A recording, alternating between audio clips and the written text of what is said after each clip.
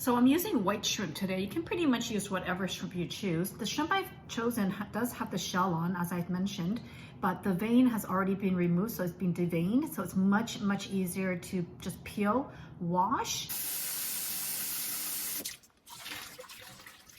So basically I cut it into 4 little pieces, each shrimp, so that when you go to eat it, it has a really nice crunch to it. I've already finished cutting up my shrimp, and I'll just show you what it looks like into little pieces.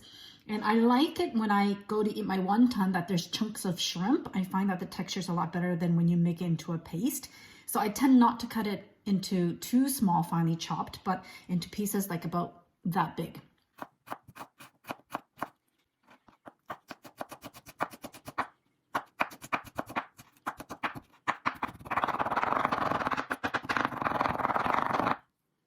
And put that in to the shrimp. You're going to add your 600 grams of ground pork, 1 tablespoon of soy sauce, 1 tablespoon of this rice cooking wine,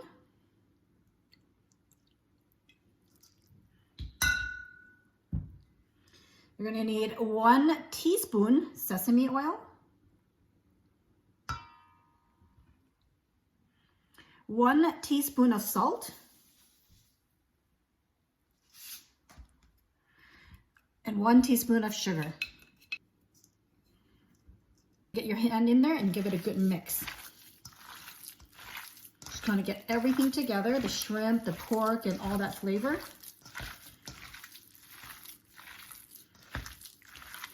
Just dig right in there.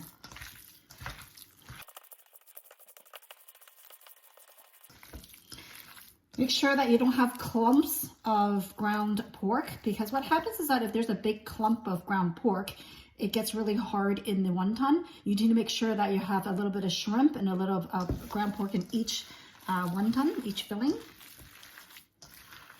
Okay. So I'm going to let this sit for about 10 to 15 minutes so that the flavor gets soaked into the filling, and then we're going to be ready to wrap. Okay, so when you go to wrap the wonton, you're just going to take a piece and scoop, and make sure that when you're scooping, okay, you have a bit of the pork and the shrimp. You don't want too much, you want an equal balance inside the filling. And I've only put about half a teaspoonful inside the wonton as the filling. Get a little bit of water to go around the edges so it makes it stick. You're going to fold it over like that once and then push it up on both ends. And there you go. You got yourself a little wonton. So I've removed the pork bone from the soup, and I'm bringing the soup to a boil, and then I'm just going to drop my wontons in gently.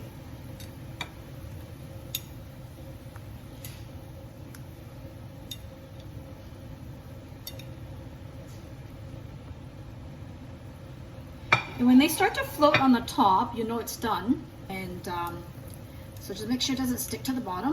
Let's give it a gentle stir. Okay, so the wonton has been boiling for about 2 minutes, and you can see that they're starting to float on top.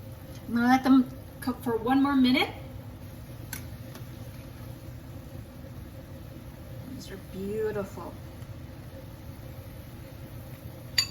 So you're gonna eat your wontons with a little bit of the soup. Again, the broth is delicious from the pork bone, as well as the shrimp and pork that's in the dumplings.